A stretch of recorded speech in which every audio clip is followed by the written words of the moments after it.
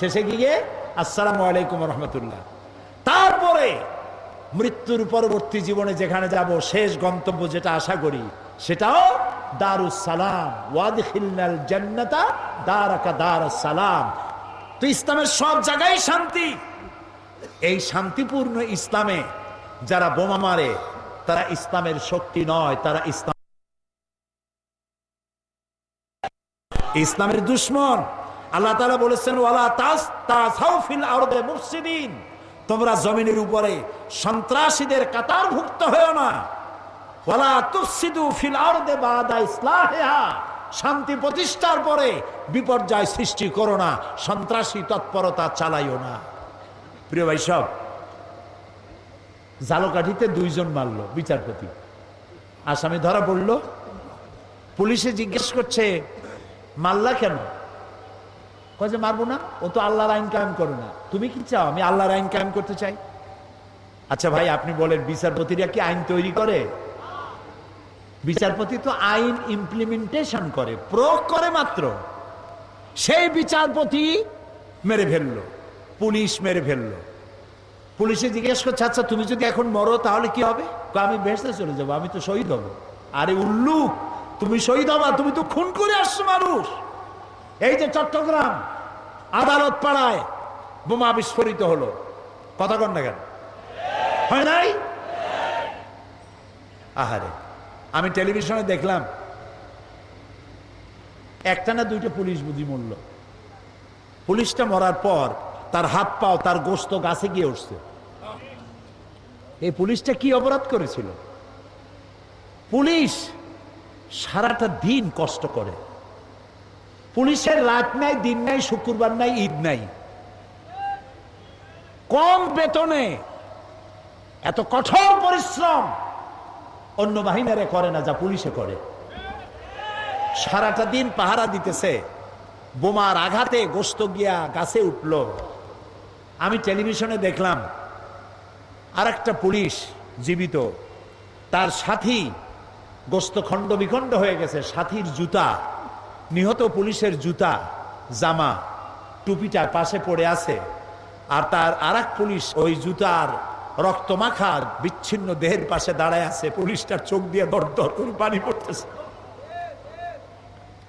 নিহত পুলিশের ছোট্ট মেয়েটি যারে পায় তার কাছে গিয়ে জিজ্ঞেস করে, আমার বাবা কি অপরাধ করছিল, কেন মরল আমার বাপ?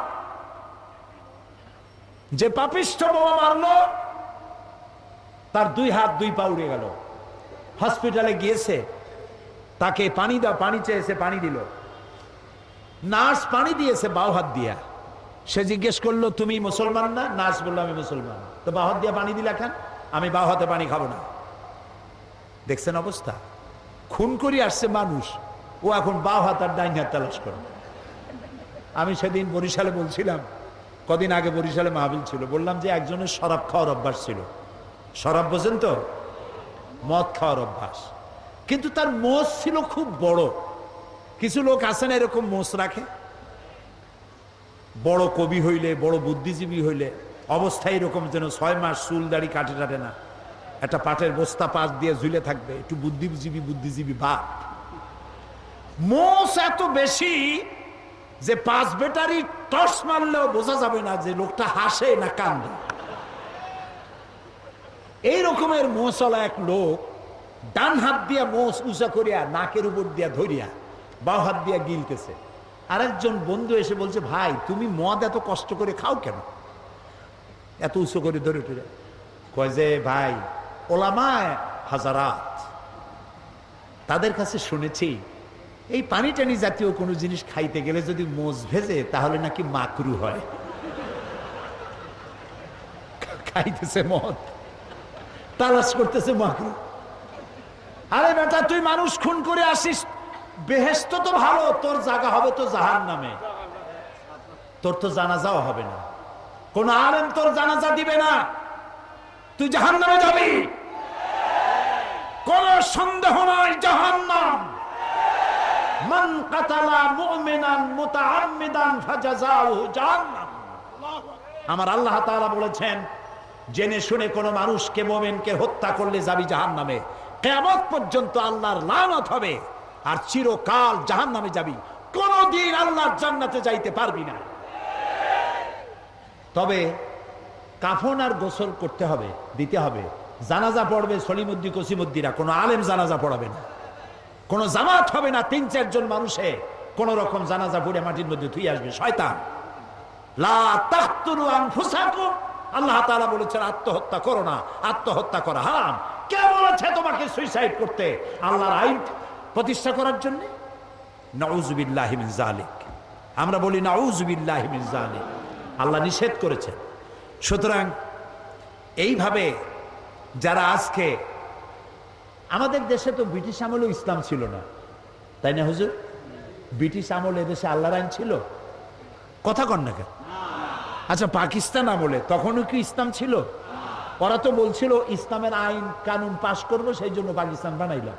ওরা কি ইসলামী আইন দিছিল? পাকিস্তান চলে গেল, তারপরেও কি ইসলামী আইন আমাদের দেশে আছে? নাই। তো ব্রিটিশ আমলে ছিল না, পাকিস্তান আমলে ছিল না, এখনো নাই। এই সরকারের 4 বছর যাইতে না যাইতে আল্লাহর আইন প্রতিষ্ঠার এই জজবা উঠলো কেন? তোমরা কারা? তোমাদের তো আমরা চিনি না। এই যে জেএমবি, মূল 2 শয়তান এখনো ধরা পড়ে নাই। আল্লাহর কাছে কোরআন সামনে রেখে দোয়া করি, আল্লাহ এই মূল 2 শয়তান এবং এদেরকে যারা বুদ্ধি দিয়েছে, এদেরকে যারা টাকা দিয়েছে, এদেরকে যারা পরামর্শ দিয়েছে, গোটা জাতির সামনে এদেরকে উলঙ্গ করে দাও।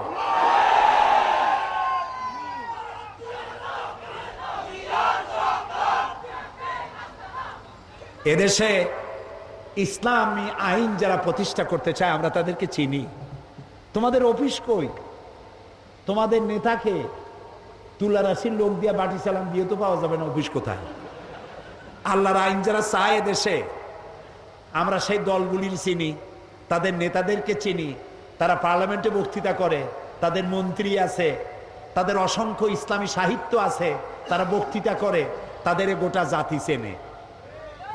আমাকে বলতে হবে, পরিচিত এদেশের ইসলামী শ্রেষ্ঠ আন্দোলন যারা করেন, তাদের একটা বই, হাজারো বইয়ের মধ্যে একটা বই দেখতে চাই, যেই বইয়ের একটা লাইনও সন্ত্রাসকে উস্কে দেয় এমন একটা বই দেখতে চাই। যারা বক্তব্য রাখেন এই আন্দোলনের নেতারা, তাদের বক্তৃতার একটি শব্দ দিয়ে সন্ত্রাসকে উস্কে দিয়েছে এরকম একটা বক্তৃতা শুনতে চাই। পারবা দেখাইতে? পারবা না। সুতরাং তোমরা কারা? আমাদের চিনতে কোনো কষ্ট হয় নাই। আল্লাহর রহমতে র্যাবেরে দোয়া করি, পুলিশের দোয়া করি, গোয়েন্দা বিভাগের দোয়া করি, আল্লাহ এগুলারে ধরাক, এবং এগুলি করতেছে কারা সেটাও দুনিয়ার সামনে প্রকাশিত হয়ে যাক। আল্লাহ তাআলা বলেছেন, মুসলমান আল ফিতনা তো আসাদ্দু মিনাল কাতল, ফিতনা হচ্ছে, কতল হচ্ছে ফিতনার চাইতো, ফিতনা সৃষ্টি, কতলের চাইতে বিপর্যয় সৃষ্টি করা হত্যার চাইতো মারাত্মক। রাসূলুল্লাহ বলেছেন, আল্লাহর কাছে এই পৃথিবীটা ধ্বংস হয়ে যাওয়া সহজ, কিন্তু একটি মানুষ হত্যা হওয়া, নিহত হওয়া এর থেকে কঠিন।